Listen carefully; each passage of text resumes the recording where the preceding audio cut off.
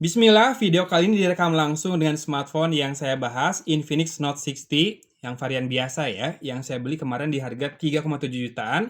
Belum tahu juga harga resminya berapa, tapi mudah-mudahan sesuai dengan yang dijual di marketplace ya, 4.099.000 rupiah. Di sini lagi mati lampu, jadi saya syuting seadanya, dibantu lampu ini ya, lampu panjang sama lampu background buat key light-nya yang warna biru. Bentar, kayaknya saya harus terangin lagi deh. Nah, kayak gini ya. Sementara untuk audionya, saya rekam langsung dengan smartphone-nya, direkam di 4K 30 fps, tapi buat backup, jaga-jaga kalau suaranya kurang bagus, saya ini ya, plan B-nya dengan mikrofon wireless dari Boya Magic yang dihubungkan ke smartphone saya di sini buat rekam audio sambil buat lihat contekan poin-poinnya. Yang pertama mau saya sampaikan ke teman-teman adalah permintaan maaf karena di video unboxing-nya saya salah nulis untuk wireless charging di 15 watt padahal harusnya 30 watt. Kemudian untuk masalah IP rating banyak yang nanya juga ya, saya belum tulis di situ. Ini udah punya IP rating IP64 ya. Dan untuk UFS-nya versi 2.2. Sudah saya tes di Antutu, tes storage-nya itu dapat skor di 54 ribuan. Sementara skor benchmark totalnya 912 ribuan, angka yang wajar ya buat MediaTek Dimensity 7400. Teman-teman bisa simak suara di luar, nih lagi ada tukang bapau keliling, kedengeran nggak ke mikrofonnya Infinix Note 60 ini? Lalu bandingkan dengan mikrofon Boya Magic ini, mana yang lebih meredam noise ya. Kan si Infinix Note 60 ini punya dua mikrofon, jadi harusnya udah bisa meredam noise suara jauh. Teman-teman bisa simak langsung sampel kamera dari Infinix Note 60 ini.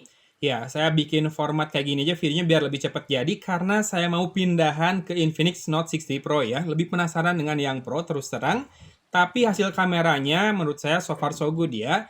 Tajam, detailnya, warnanya juga baik, dan diajak foto malam-malam. Ya, night kameranya emang beneran ngangkat ya gitu, nggak asal ngasih slogan aja di boxnya 50 megapiksel SOAS Night Vision ya kalau nggak salah ya. Memang bener, di low light juga masih ngangkat, masih lumayan banget hasilnya.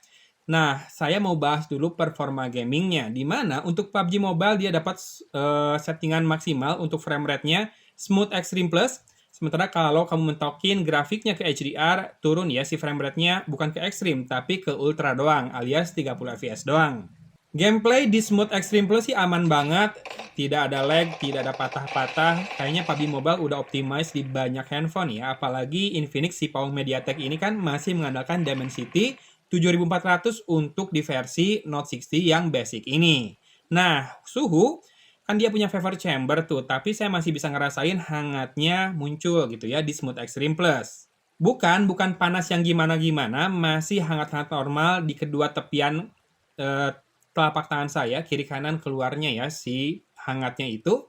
Dan tidak bikin throttling juga, performa terjaga meskipun ya mainnya pakai wifi sih kemarin. Jangan lupa terbantu juga positioningnya dengan stereo speakernya yang punya grill dedicated, soundnya by JBL juga kaleng-kaleng ya. Udah saya pakai buat dengerin berbagai video di YouTube, termasuk Murotal dan juga podcast serta video-video yang saya upload. Video saya sendiri kalau dites di speaker yang kurang bagus biasanya cempreng banget suaranya karena sound saya memang kurang bagus kan sebetulnya. Tapi di Infinix Note 60 ini tidak ada masalah, jelas detail terdengar dengan baik, cukup berisi untuk video yang saya upload.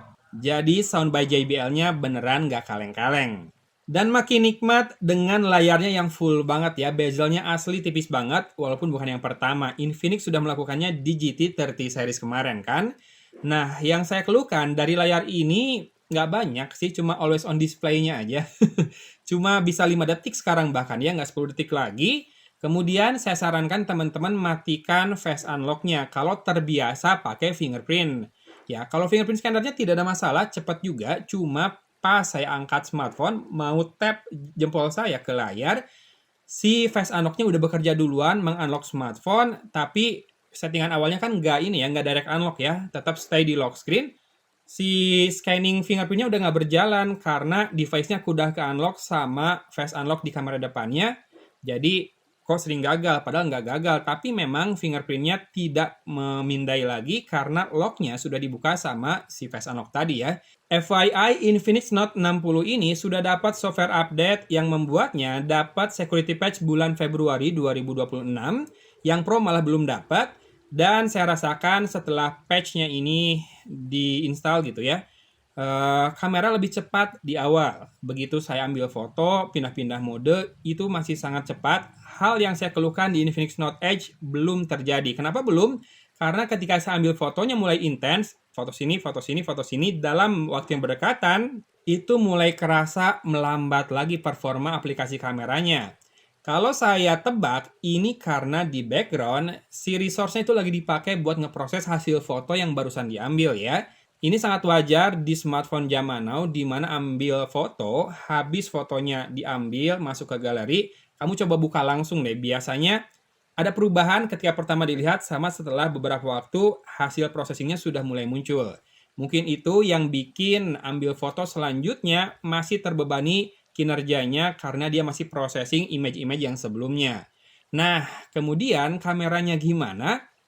Ini bagus sih asli ya. Night mode-nya tadi udah saya jelasin, memang tajam, memang bagus.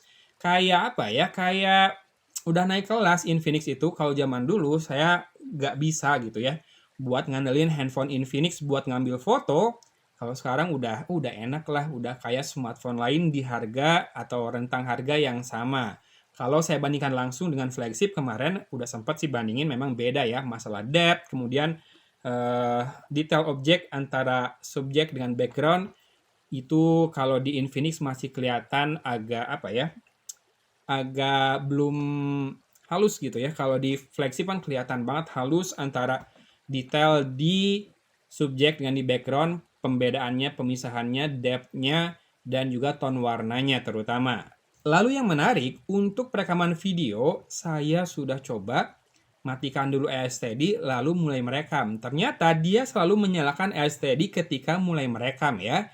Jadi tidak bisa merekam tanpa AirSteady. Yang mana AirSteady ini membantu banget biar hasilnya lebih stabil. Walaupun sudah ada OIS, tapi bantuan AirSteady jauh lebih stabil kerasa waktu di Note Edge kemarin. Nah di sini mungkin dengan patch Februari tadi membuat AirSteady-nya otomatis dinyalakan ketika perekaman berlangsung gitu ya. Kalau mau lebih lengkap, simak sampel kamera, foto dan videonya di akhir video ini, karena saya mau bahas dulu untuk masalah lainnya. Masalah harga sih yang mau dibahas, jadi teman-teman udah banyak yang komen kok harganya mahal. Saya awalnya tuh ngerasa dengan spek yang ditawarkan, fitur maupun entah itu gimmick yang ditawarkan Infinix di Note 60 ini, harga 4 juta pas aja udah wajar kok rasanya ya. Apalagi kalau pakai diskon kan bisa 3,7, 3, berapa gitu ya. Tapi saya mulai sadar, oh iya biasanya Infinix memanjakan pembelinya dengan harga yang sangat terjangkau. Nah teman-teman mungkin pertama yang harus dimaklumi adalah kenaikan harga semikonduktor ya. Semua brand mengalami masalah ini. Kedua, ada kemungkinan juga Infinix mulai step up, naik kelas. Lihat aja launchingnya di Bali loh, nggak di Jakarta ya. Dan banyak yang diundang. Saya berhalangan karena sudah mau masuk Ramadan. Kemudian ini saya sedikit cerita tentang waktu saya jualan kaos dulu. Dulu saya jualan kaos oleh-oleh khas Kabupaten Garut. Saya tuh ngambil untungnya dikit banget gitu ya dari harga yang dikeluarkan sama vendor kaos dari konveksi. Belum dengan packaging dan lain-lain ya taruhlah untung satu kaos itu 10.000 maksimal 15.000. Kaosnya terjual banyak sampai ribuan lebih. Sampai waktu itu di endorse sama Kang Diki Chandra, hatur nuhun Kang. Di situ mulai rame dan mulai banyak yang datang ke rumah pengen bantu jualin lah istilahnya ya, atau ngambil untung itu dari kawan saya. Dia tukang jualan, entah punya toko oleh-oleh, entah suka bawa oleh-oleh ke tempat wisata. Di situ saya mulai ngerasa ini kalau mau harganya tetap dijual sampai ke tangan pembeli nggak naik gitu ya, berarti saya harus ngurangin untung saya. Dan untung saya yang 10.000 buat tukang jualan itu nggak ada apa-apanya. Mereka biasanya ngambil 20.000 atau lebih mungkin ya. Nah dari situ saya mikir, oh selama ini saya ngambil margin terlalu tipis. Nah hal ini juga yang bakal terjadi di produk-produk smartphone yang di awal dijual terasa murah gitu ya dibandingkan speknya. Ketika mereka mulai masuk ke rantai distribusi yang lebih besar, bisa tersedia gitu ya dimanapun berada, tinggal ke konter HP terdekat, atau ke Erafone yang sudah jadi franchise di mana-mana, ya pasti ada cuan yang harus diberikan buat yang punya lapak dong, buat rantai distribusi itu. Jadi ya kalau harganya naik ya wajar. Kalau teman-teman pengen kayak harga lama, ya pintar-pintar gunakan voucher diskon berarti ya. Cari diskon termurah di online, jangan di offline. Di online bisa teman-teman cek produk yang muncul di video ini atau link di deskripsi. Pakaikan diskon dan sekali lagi saran saya, tanggal kembar dan payday itu jangan sampai kelewatan ya. Kalau memang kamu udah nabung dan masih bisa sabar nahan, tunggu sampai tanggal kembar atau payday, di situ vouchernya biasanya gede-gede. Karena kayaknya ini device yang sayang kalau dilewatkan ya, all-rounder banget, kameranya bagus buat foto, video juga udah makin aman ya, makin stabil. Ada ultrawide juga, belum ada tele memang.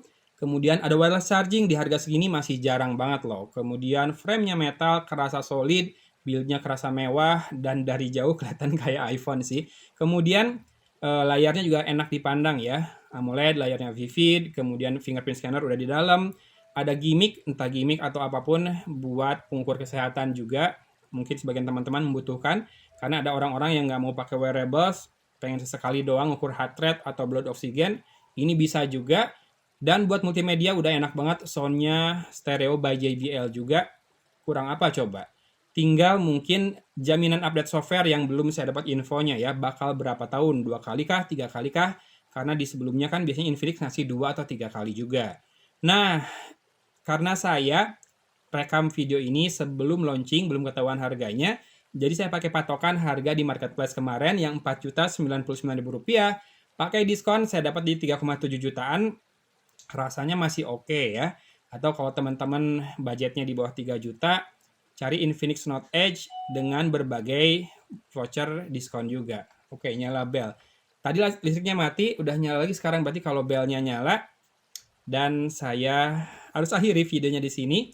Ingat, ini direkam dengan kamera belakang, kamera utamanya Infinix Note 60 di 4K 30 fps dibantu dua lampu satu di depan. Nih yang kayak gini lampunya. Gak gede-gede banget lampunya. Ini jam 4 sore, udah agak gelap. Di sini ada fill light warna biru.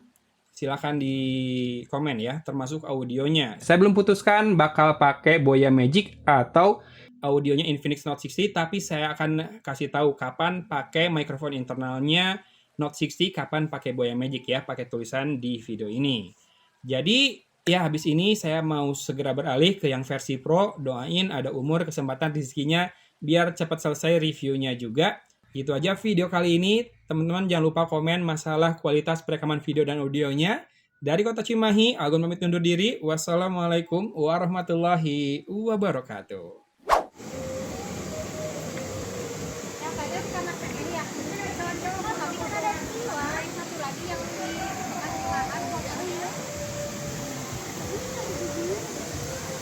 Udah mau maghrib, 4K 30 fps. 4K 30 fps di kondisi udah low light ya, walaupun banyak lampu. Barusan kelihatan agak patah pas digerakin. Mudah-mudahan hasilnya enggak, tapi simak aja ya.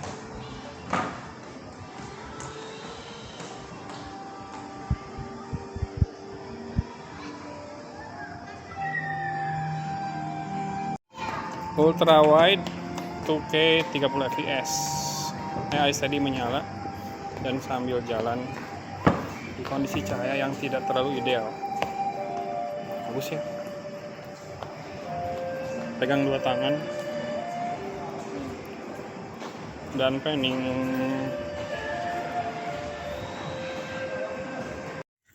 Oke, 30 fps kamera depan sambil jalan pegang satu tangan. Panning, tilting, backlight. Kan disimak audionya juga, nggak berisik sih, ada suara mesin tapi jauh, paling suara burung aja. Sekarang di Full HD 30 fps, bakal lebih stabil kayak gini.